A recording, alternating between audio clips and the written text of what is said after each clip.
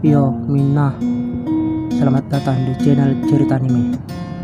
Di channel yang biasa-biasa ini. Di video kali ini, aku akan membahas cerita light novel Tensei Shitara Slam Dattaken atau Tensura, lanjutan dari animenya ya. Bagi yang belum nonton animenya, nonton dulu animenya, biar bisa paham dengan pembahasan yang ada di video ini. Yos, gak usah berlama-lama lagi. Mari kita masuk ke pembahasannya. Ikuzo.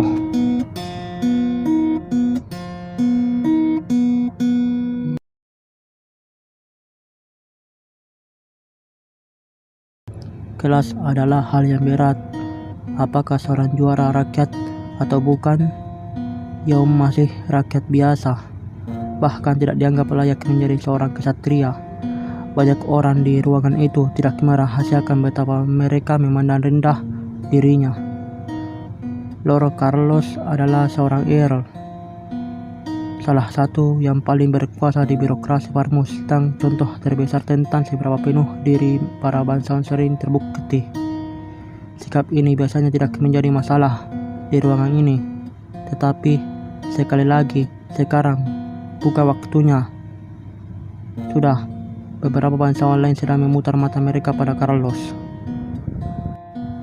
Hei, tunggu sebentar. Aku bilang dia biasanya berpikiran terbuka, tapi tidak sekarang. Anda tahu maksudku? Anda semua mungkin tahu mengapa. Apa? Anda menyatakan perang terhadap bangsa Rimuru kan? Ide yang buruk, temanku. Rimuru kehilangan beberapa temannya dalam pertempuran itu. Dia sangat kesal. Omong kosong apa ini? Orang biasa. Bukan tempatmu untuk mempertanyakan tindakan negara kita. Jika kamu setuju dengan Rimuru, itu saja yang kami butuhkan. Bukanlah tugas seorang juara untuk mengintervensi kami. Kamu harus melakukan sesuatu. Lord Carlos bertingkah sombong seperti biasanya, sama sekali mengabaikan permintaan Yom. Yom kesulitan menyembunyikan rasa jijiknya. Aku bersumpah, para bangsawan ini, pikirnya, bersusah payah untuk terlihat tidak terganggu ketika dia melanjutkan. Dengar, bisakah kamu mendengarkanku sebentar? Dari caraku mendengarnya, Anda tidak mengirim utusan.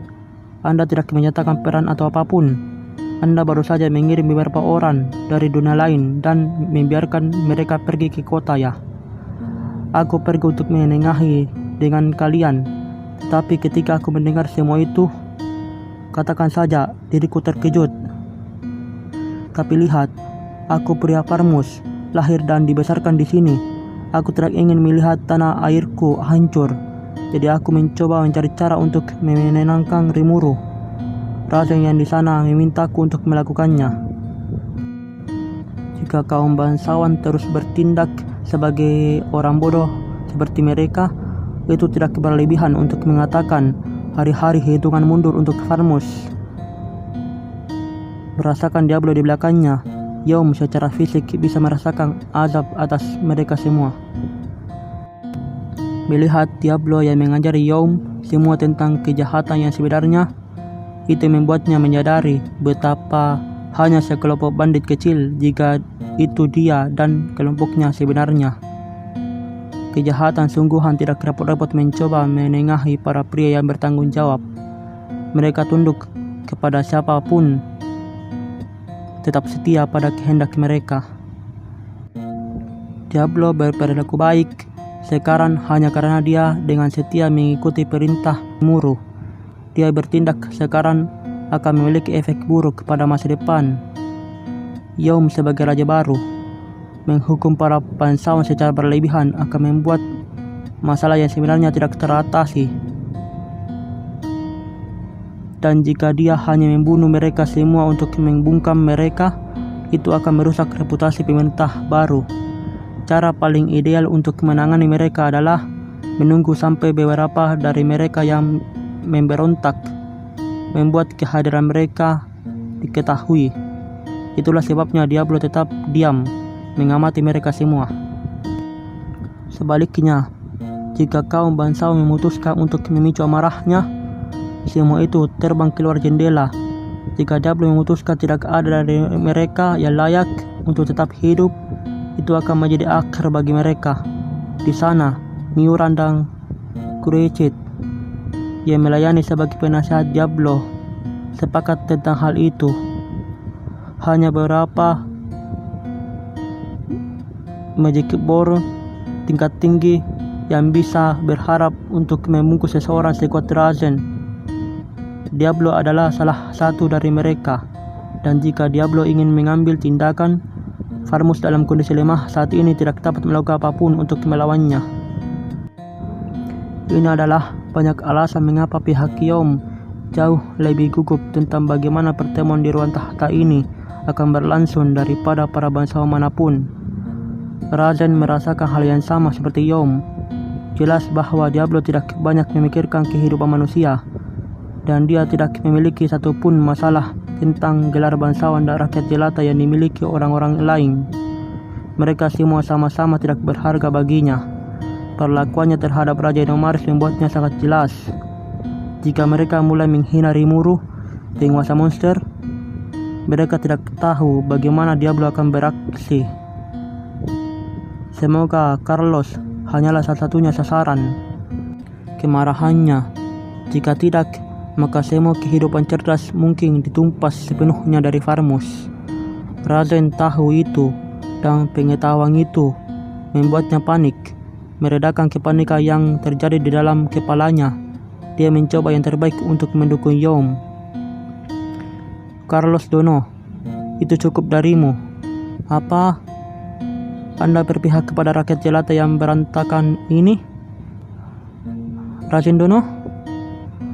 Aku berkata, itu sudah cukup. Dia mendapat dirinya berteriak. Aku tidak akan mengganggu kamu sampai kamu memahami situasinya. Sangat jarang bagi Razen untuk mengangkat suaranya di pengadilan. Itu membuat para bangsawan diam, menunggu untuk melihat apa yang akan terjadi selanjutnya. Dengarkan aku, kalian semua, katanya secara mental mengingat naskah yang diberikan padanya. Yom Dono mengatakan yang sebenarnya. Shogo dan rekan senegaranya yang lain dikalahkan oleh para jenderal pasukan monster. Ketika pasukan kami mencoba menyerbu musuh kami, Storm Dragon memblokir kami, menyegel nasib kami. Yang selamat terdiri dari Raihim, Yang Mulia, dan aku. Kami bertiga saja. Kami ditawan, dan itu adalah kata baik dari Yom Dono yang membuat kami dibebaskan.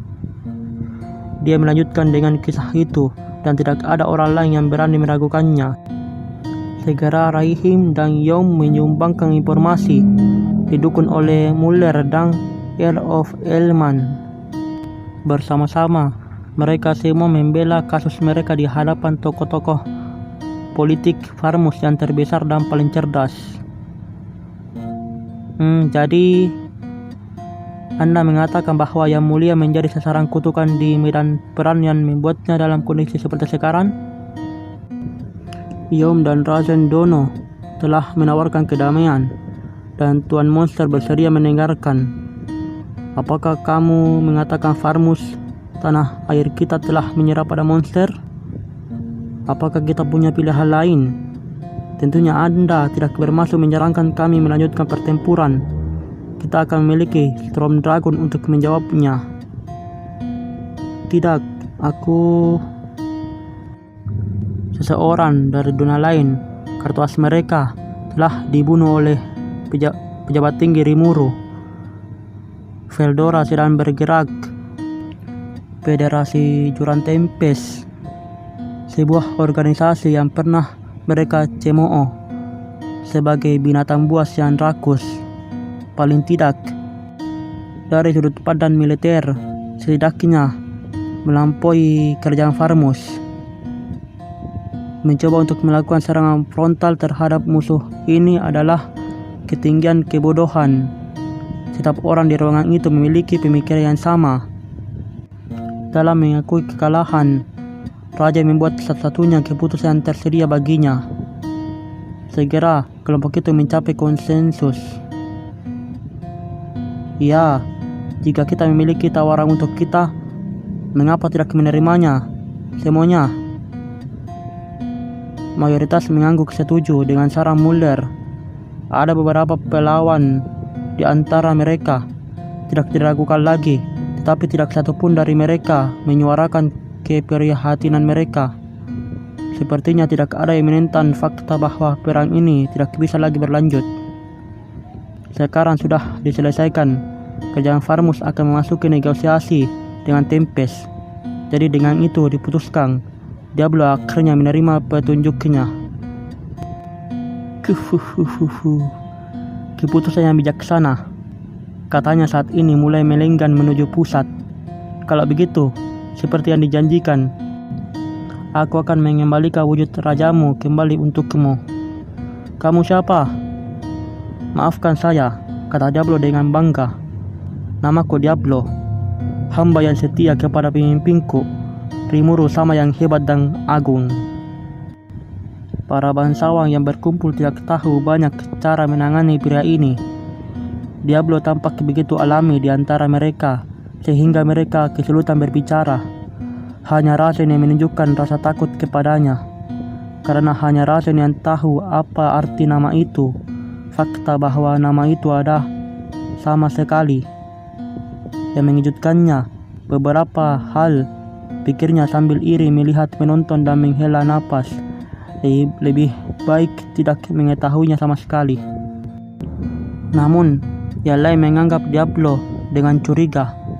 Ini adalah pengawal raja sendiri yang ditempatkan di sisi tuan mereka dan mengawasi setiap gerakan penyelundup ini.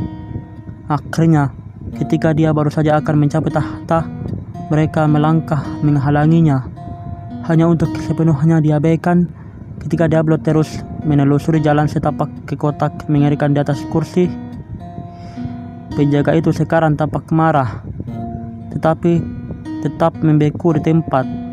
Bahkan jika mereka ingin berbicara, tidak ada yang bisa. Menurut perhitungan Friguil, masing-masing kesatria dalam penjaga ini memberi pada A-. Tidak sepenuhnya A, tetapi tentu saja di atas nilai B. Seseorang bahkan bisa menyebut mereka kekuatan terkuat dari Farmus yang tersisa, tertinggal di kastil untuk menjaga sisa dari administrasi agar terjaga dengan baik. Mereka berjumlah 100 orang kuat ada di ruangan itu, dan tidak ada yang bisa bergerak sedikit pun. Bukan apa-apa yang Diablo lakukan secara aktif terhadap mereka. Itu adalah teror sederhana. Naluri bertahan hidup mereka yang terasa dengan baik memberitahu mereka masing-masing betapa bahayanya Diablo. Bagus sekali, katanya sambil menyapa pemandangan itu sambil tersenyum. Tidak perlu bagi siapapun untuk mati sia-sia. Apakah aku benar? Maka dia melanjutkan sampai dia berhenti di kotak yang berisi apa yang tersisa dari Raja Odeomaris. Dengan tenang, dia mengambil full potion dari saku dan menuangkannya langsung ke dalam wadah, dan tanpa ada yang memperhatikan, dia secara bersamaan membuka kancing kutuka yang diletakkan oleh Sion pada isinya. Transformasi yang dihasilkan sangat dramatis. Saat obat membuat kontak dengan daging, Raja kembali dalam bentuk yang kuat yang diingat semua orang. Skema Diablo sangat sukses. Raja ini, yang penyakitnya dianggap tidak dapat disembuhkan oleh orang-orang yang berkumpul, kembali normal dalam sekejap. Para dokter dan tukang sihir yang hadir semuanya berteriak kaget. Apa? Ramuan apa itu? Ini full potion, jawabnya dengan lembut. Ciptaan yang disempurnakan khusus di tanah airku, yang paling manjur dari semua perawatan restoratif. Kami mengekspornya hanya ke negara-negara dengan syarat bersahabat dengan kami. Pendahuluan ini adalah bagian penting dari rencana tersebut. Ramuan itu bagaimanapun adalah senjata ekonomi utama Tempest. Full potion jarang ditemukan di seluruh dunia. Biasanya digali dari reruntuhan kerajaan magis kuno. Satu tegukan bisa melakukan keajaiban hingga dan termasuk regenerasi anggota tubuh yang hilang, hanya rival eliksir. Agen yang tidak memberikan kebangkitan yang bisa mengungguli itu. Resep untuk itu telah hilang dari waktu ke waktu. Meskipun desas-desus mengatakan para dwarf dengan panik mencoba membuatnya kembali, jika sedang diproduksi secara aktif, orang-orang di seluruh dunia akan mencarinya. Diablo sebelumnya pernah mendengar dari Gabil dan yang lainnya tentang betapa berhasratnya Rimuru untuk mengiklankan obat ajaib ini. Tidak seperti Sion, dia adalah murid yang antusias, mempelajari segala sesuatu yang perlu diketahui tentang Tempest dalam waktu singkat. Dengan demikian, terlepas dari situasi yang suram, dia tidak menyia-nyiakan kesempatan untuk pamer sedikit. Perhatian terhadap detail membuatnya menonjol di antara staf Rimuru. Dalam beberapa hal, itu adalah contoh yang agak ekstrim dari penolakan Diablo untuk berkompromi pada apapun yang dia lakukan. Satu alasan mengapa memusuhi dia sangat keliru. Razen dan Raihim, dia takut dia akan membantai semua orang di kastil, tetapi tidak ada yang bisa lebih jauh dari pikirannya. Melakukan itu akan menghapus kepercayaan Rimuru padanya. Dia telah ditugaskan untuk menjadikan Yom raja dari kerjaan ini, dan Diablo tidak cukup bodoh untuk mengambil risiko itu. Dalam benaknya, dia punya rencana licik. Wortel dan tongkat klasik, aplikasi hati-hati dari keduanya akan memungkinkan untuk memanipulasi pikiran para menteri dan bangsawan yang berkumpul di sini. Dia akan membuat mereka menganggap itu lebih bijaksana untuk menyetujui daripada menentangnya. Namun, jika salah satu dari mereka cukup bodoh untuk membuat keputusan yang salah, dia akan membersihkan keberadaan kerajaan mereka. Itulah intinya. Sang raja kembali dalam wujud manusia, sangat mengejutkan para pendengarnya yang terengah. Bagi pengamat biasa, itu tampak seperti ramuan penuh saja yang menyembuhkannya.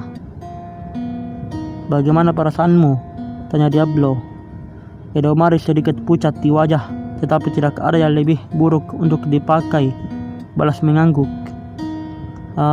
Ya, terima kasih. Kamu menyelamatkanku."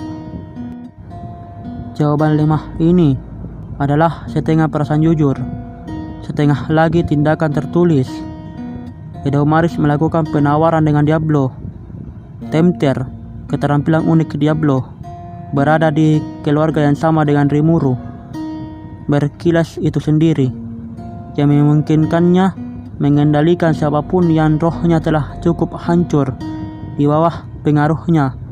Jika Raja Edomaris pernah berusaha menentang kehendak Diablo, Diablo akan segera diberitahu tentang itu.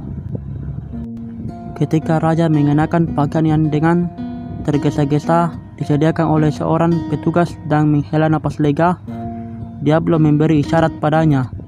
Dia mengangguk kembali. "Sekarang, wahai Raja, aku punya pesan dari Rimuru sama, tuanku sendiri," kata Diablo. "Aku akan senang mendengarnya, utusan dari kerajaan monster. Ini adalah pertama kalinya Raja Farmus mengakui Tempest sebagai negara yang berdaulat. Itu juga merupakan sinyal bagi semua orang di ruangan itu.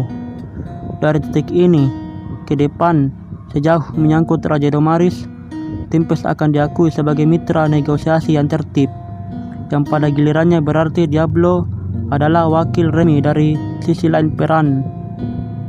Itu adalah gerakan yang sama pentingnya dengan Edomaris yang bisa dikerahkan dalam upaya untuk tidak mengambil sisi Diablo yang salah. Dan berkat itu, setiap bangsawan yang mengembangkan gagasan pemberontakan dibungkam untuk selamanya. Tentu saja, tidak ada yang punya keinginan untuk melanjutkan peran pada saat ini. Deklarasi ini kurang demi Diablo dan lebih dengan harapan melindungi rekan senegaranya sendiri. Izinkan aku untuk memberi Anda pernyataannya. 1 minggu dari sekarang, tuanku ingin mengadakan pembicaraan damai antara perwakilan kedua negara di negeri ini. Sebelum kami menandatangani perjanjian damai, Anda diminta untuk menyetujui persyaratan berikut yang disediakan oleh kami. Diablo mengeluarkan beberapa lembar kertas perkamen. Anda memiliki hak untuk membuat keputusan tentang ketentuan ini. Setelah suatu pembukaan yang tidak menyenangkan, dokumen tersebut memuat istilah-istilahnya seolah-olah ditulis oleh Rimuru, tetapi pada kenyataannya ditulis oleh Diablo. Isinya sejujurnya menjijikan. Artikel pertama yang disediakan adalah agar raja turun tahta dan bangsa itu membayar reparasi perang. Yang kedua adalah bagi negara untuk menyerah kepada Tempest dan menjadi negara bawahan. Yang ketiga, bahkan bukan pilihan, itu hanya menyatakan bahwa jika dua pilihan pertama tidak dijawab dalam persetujuan, perang akan berlanjut. Kondisi ini mungkin tidak tampak seperti mereka sangat mengubah situasi saat ini, tetapi mereka melakukannya. Dengan Tempest sekarang diakui sebagai sebuah negara, pijakan Farmus setelah memulai perang tanpa begitu banyak deklarasi formal koyah menjadi terbaik. Tak satupun dari tetangganya yang menginginkan bagian dari itu, dan gereja suci barat pasti akan memiliki tangan penuh dengan Veldora. Tidak ada seorang pun di ruangan itu yang membayangkan bahwa kekuatan lokal akan keluar dari jalan mereka untuk membantu Farmus. Dengan kata lain, itu adalah pemerasan, ancaman untuk merobohkan kerajaan. Hanya bisa dihindarkan dengan menelan serangkaian aturan yang tidak bisa ditoleransi. Diablo membaca semua kondisi dengan keras. Suaranya yang angkuh mencapai setiap sudut ruangan. Kegembiraan tampak jelas di wajahnya saat dia menikmati reaksi bangsawan. Ketika dia selesai, dia bisa mendengar salah satu menteri berbisik, "Ini konyol," dengan setengah meratap. Ini dia, abaikan, saat dia berbalik ke arah Raja Edomaris dan membungkuk. "Itu semuanya. Mohon siapkan tanggapan untuk kami dalam waktu seminggu." "Tunggu sebentar. Terlalu sedikit waktu bagi kita untuk bekerja. Setidaknya sediakan 1 bulan untuk..." "Diam. Aku memiliki temperamen pendek." Tapi Diablo Dono, ini bukan masalah yang bisa kami putuskan di parlemen kerajaan. Kami harus memanggil para baron regional dan mengadakan pemungutan suara dengan seluruh majelis. Aku bilang diam. Masalah logistikmu tidak terlalu berarti bagiku. Namun, aku juga akan menyarankan untuk tidak mencoba trik bocah remaja dengan kami. Alasan perpanjangan tenggat waktu ini tidak akan ditoleransi. Jika tidak ada balasan setelah seminggu, kami menganggap itu berarti Anda ingin melanjutkan permusuhan. Aku meminta Anda untuk memberikan pertimbangan penuh Anda tentang masalah itu.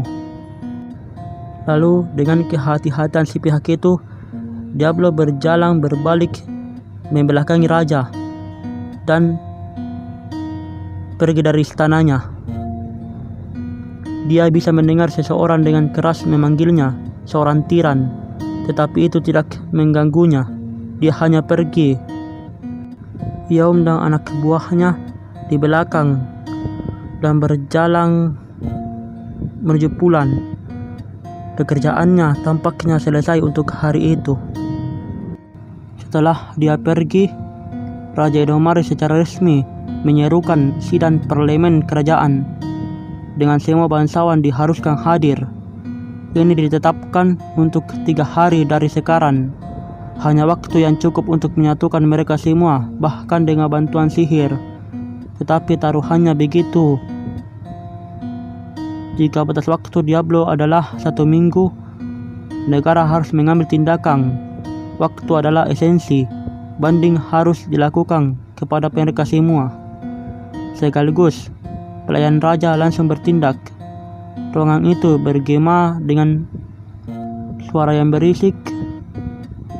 Kegiatan ketika mereka mulai bersiap untuk pertemuan itu ketika Edomaris menyaksikan kelelahan. "Apakah kalian semua mengerti situasinya?" tanyanya kepada para menteri terdekatnya dengan lemah. "Sebelum para bangsawan tiba, kita perlu memutuskan arah. Aku akan menawarkan pandanganku besok di lokasi lain, dan aku juga ingin mendengar dari Anda semua." Tidak ada keraguan bahwa Farmus meluncur cepat menuju Malapetaka.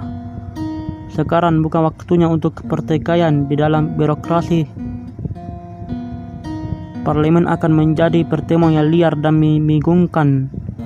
Yang pasti, yang membuatnya menjadi lebih penting bahwa semua orang ada di halaman yang sama sebelumnya. Itu, raja berpikir sambil diam-diam menguatkan tekadnya, dan agar kita bisa menjaga korban serendah mungkin. Keesokan harinya, raja dan kelompoknya berkumpul di ruangan pertemuan lain. Ini semua adalah orang kepercayaan yang bisa dipercaya. Satu-satunya pengecualian adalah Marquess of Muller, yang paling kuat di antara elemen netral pengadilan, dan rekannya Earl of Hellman. Edomaris mulai dengan meringkas peristiwa yang mengarah ke sini sekali lagi. Para pendengarnya diam-diam mendengarkan. Rajen dan Raihim sudah mencakup wilayah ini, tetapi kebenaran mengerikan dari semuanya masih menimpa para menteri seperti gelombang pasang. "Kawanku," tanya Muller, "apakah semua ini benar? Maksudku, tentang Veldora yang dihidupkan kembali." Raja mengangguk. "Itu persis seperti yang dilakukan Rajen dan Raihim kemarin.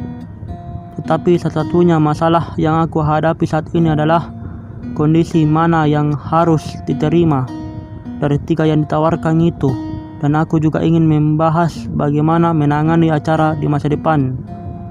Saat ia menyeratkan, tidak ada yang harus dibiarkan di atas meja dalam diskusi ini, dan segera pendapat melayan ke segala arah. Hutan Jura yang dilindungi oleh Veldora adalah tanah terlarang. Bahkan Kekaisaran Timur belum mencoba meletakkan tangan di atasnya. Itu adalah tugas orang bodoh untuk melakukannya sendiri. Terlalu benar. Tidak ada jalan menuju kemenangan bagi kita.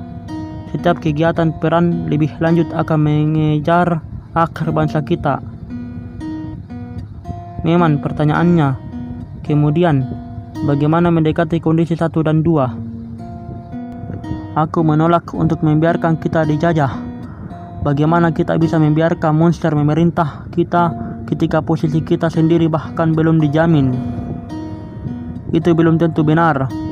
Aku ragu kita akan melihat perang lebih lanjut. Untuk 1, konyol. Para raja pemilik tanah kerajaan tidak akan membiarkan omong kosong seperti itu. Itu akan berarti perang saudara. Yang kukira adalah apa yang monster ingin lihat. Lalu bagaimana dengan raja yang menyerah? Untuk reparasi, pernahkah Anda melihat apa yang mereka minta? Itu akan menghancurkan keuangan kita.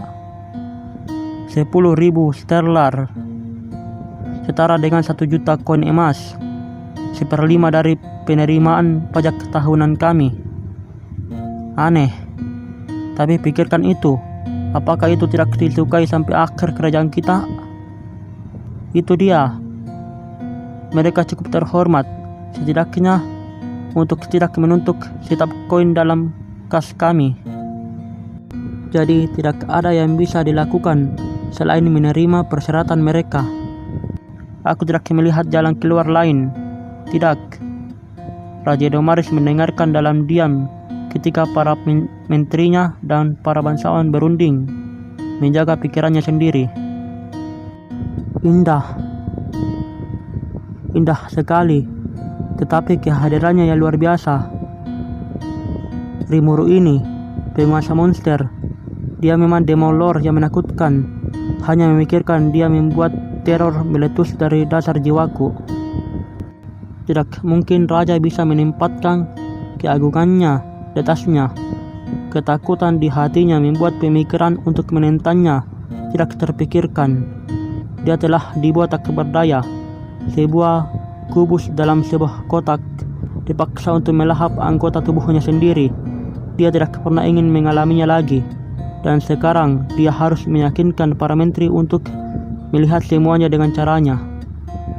Dalam benaknya teringat gambaran kekalahan dan berbagai macam siksaan yang telah dia alami. Dan diantaranya, kota monster itu jauh lebih tertib daripada yang dia duga. Kelahiran baru dan kebangkitan Storm Dragon itu semua kebenaran. Dan Edomaris tahu itu. Berarti kekalahan pahit baginya. Karena keserakahan, dia telah membuat kesalahan besar. Jika dia mendekati dengan persyaratan yang lebih ramah, mungkin mereka bisa bekerja sama dalam situasi yang jauh berbeda. Tetapi waktu untuk itu telah hilang. Tidak ada kesalahan lebih lanjut akan diizinkan.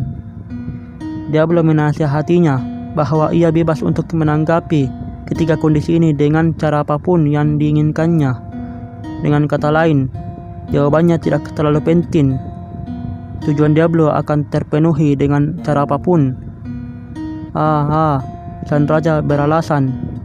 Tugasnya adalah hanya untuk menjaga agar dampaknya tidak seminimal mungkin.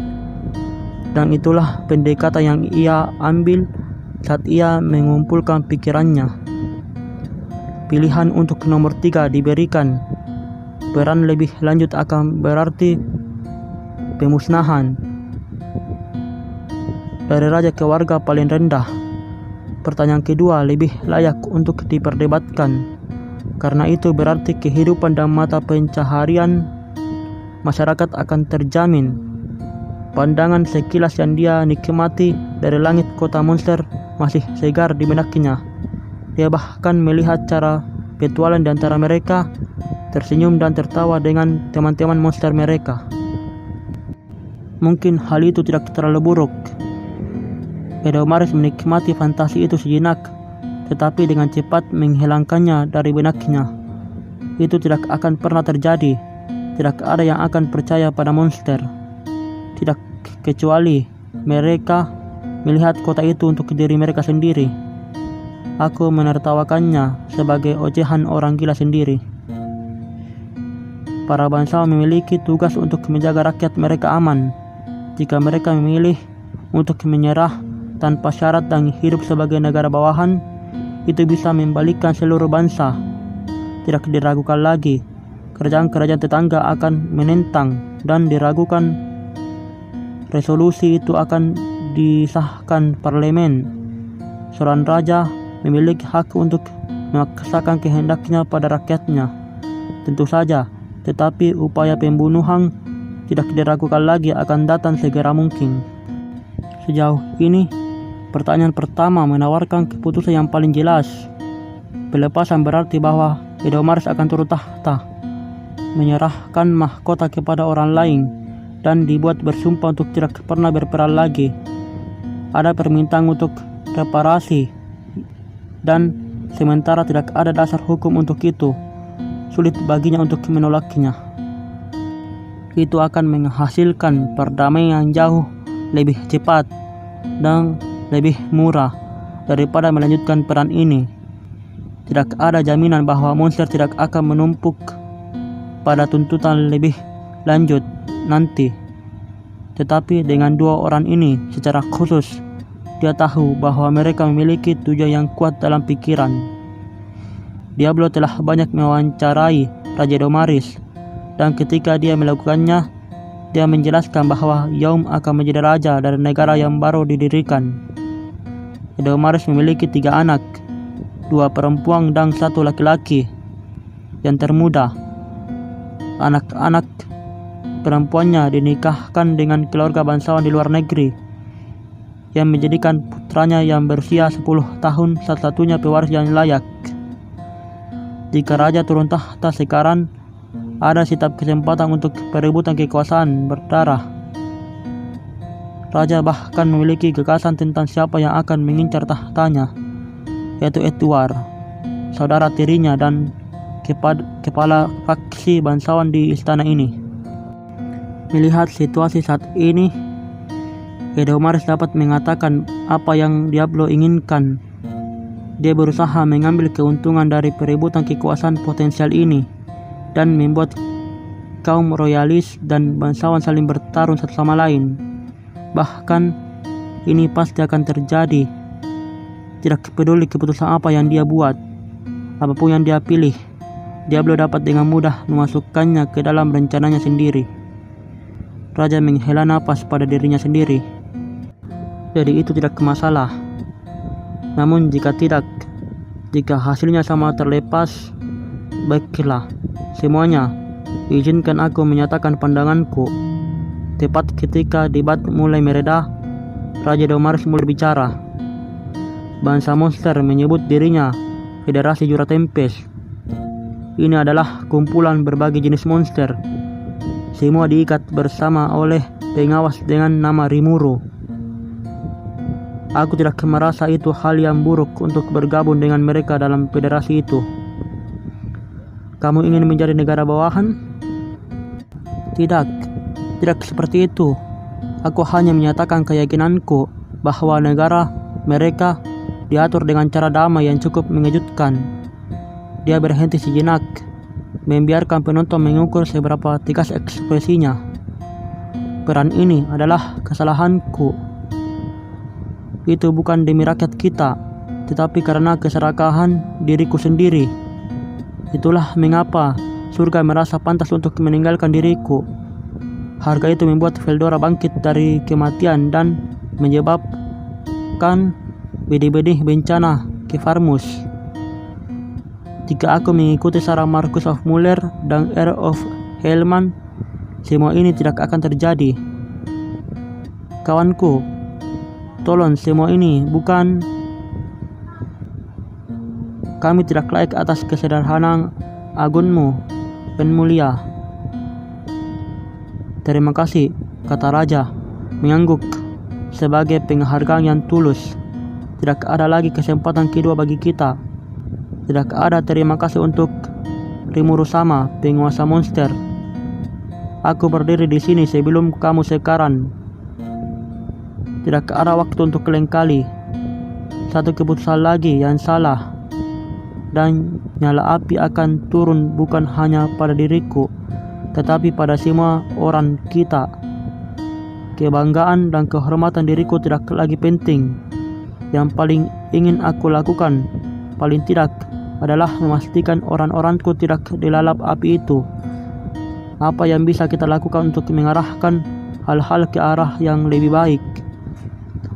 Apa yang akan membuat orang kita lebih bahagia? Itulah yang aku ingin kita semua pertimbangkan. Para menteri membeku karena terkejut. Raja mereka yang dingin dan penuh perhitungan selalu mengedepankan keuntungannya sendiri di atas yang lainnya, mengakui kesalahannya dan meminta penasihatnya untuk menghasilkan ide yang lebih baik. Keterkejutan mereka bisa dimengerti. Mereka semua memandang raja dengan mata lebar, merenungkan pikiran mereka sendiri, keegoisan di dalam diri mereka, karena mereka menggunakan kesombongan atau yang lainnya sebagai alasan untuk melindungi adat mereka sendiri. Sekarang terlalu jelas bagi mereka. Setiap orang yang terakhir berdiri lalu berlutut di hadapan raja mereka.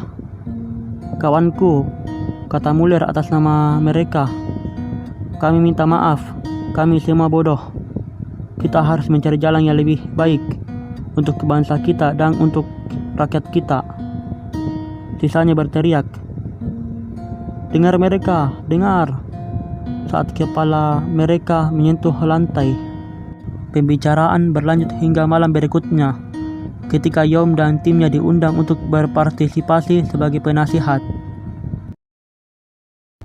Video pembahasannya cukup untuk sampai di sini ya. Kita akan lanjutin pembahasannya di video selanjutnya. Jangan lupa like video ini dan subscribe channel ini agar aku bisa lebih bersemangat membuat video pembahasan untuk kedepannya. Suraja, mata nih.